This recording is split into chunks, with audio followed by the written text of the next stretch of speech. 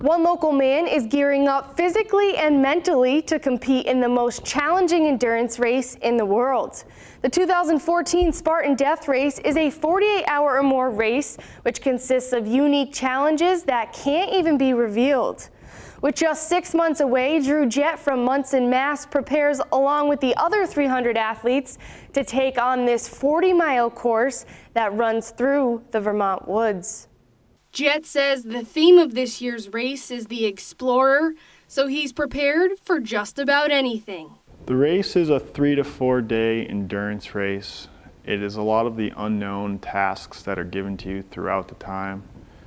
You don't know what to expect. You don't know how to train for it. It is a race to push your physical and mental limits. They will have various tasks from crawling in barbed wire, muds, / hiking, swimming. You could be running, you could be doing burpees, you could be doing basically anything you could imagine, all the way up to memorization tasks. Wow. And you mentioned that you read some blogs, and you've not met someone that has completed this, but you've been online and you've heard some of the horror stories. Yes, online you can read about people's experiences that have raced. You can read about people that have had to crawl for like about a half a mile on the side of a mountain. You had to hop up mountains. They've had to do swim mile laps, eat pounds of onions, other various tasks that are just seem unimaginable to the normal athlete. So there's just no way to tell what they're going to throw at you? No, there's absolutely no way to judge what they're going to do. The competitors are provided a gear list to collect and bring with them to the race. They're going to need certain items to survive the journey. You have a gear list that you have to carry, that you're carrying with you the majority of the time. You have to pack accordingly to your food, nutrition, and what you want to carry with weight. You got to remember weight is a factor when you're on it for 4 or 5 days carrying weight. You have like a box of stuff that you can have off to the side where you can go back to in case. That's primarily where you're going to put your extra food, your extra socks, and anything else you could possibly need that you would think you would need. I have to bring an axe, my backpack, compasses, threads, needles, stuff like that along those lines. Nothing too exact so far. This isn't Jett's first run. He's worked his way up to this level of fitness.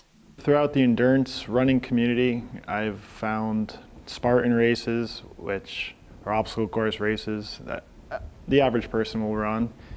And then coming through them, I ran one of their ultras, and then the death race was on their profile as well. I've ran a few different obstacle course races of different lengths with different companies. I've ran one of Peak Race's ultras.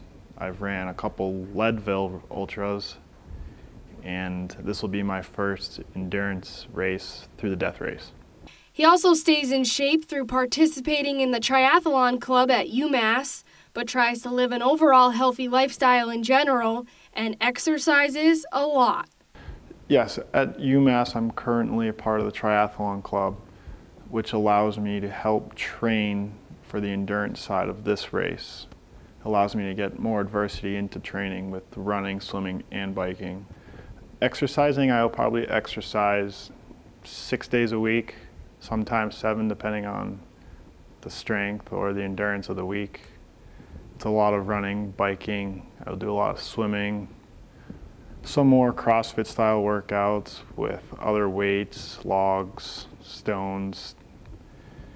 And then for nutrition, it's very vegan based / I don't eat meat. I will eat a lot of the beans, vegetables, and fruits.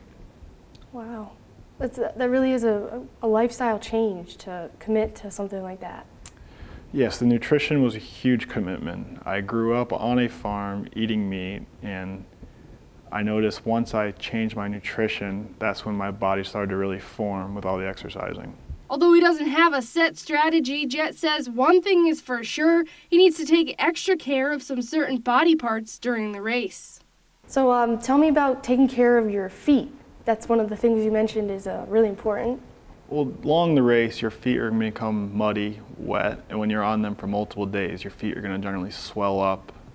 They're going to become raw.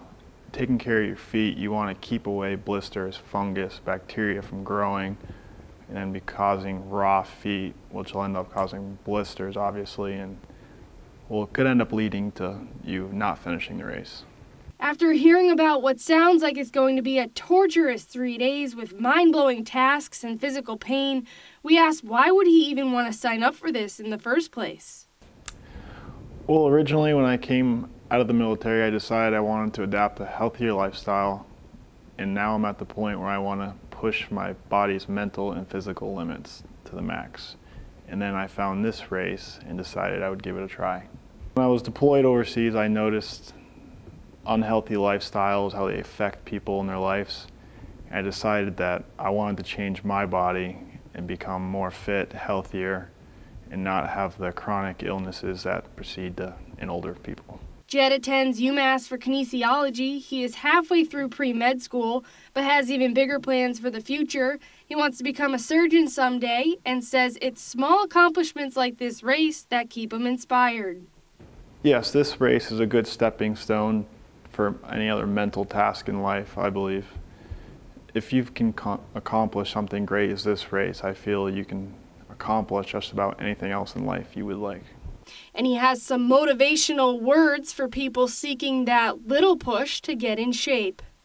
For anybody just starting off, the simplest part is just to start. Everybody says you're not a runner, you're not that.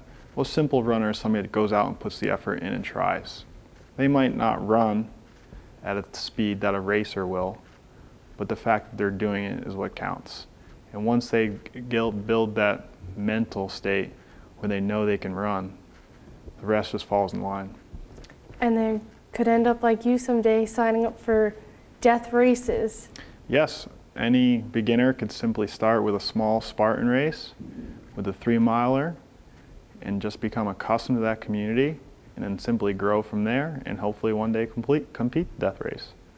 The race is June 27th in Pittsfield, Vermont, if you would like to cheer him on, or you can just send him off with some good luck support. For more information on the Spartan Race series, you can visit spartanrace.com or find them on Facebook. They encourage any aspiring endurance athletes to test their strength with their Reebok Spartan Race series. I'm Darcy Fortune, M-PACT-TV.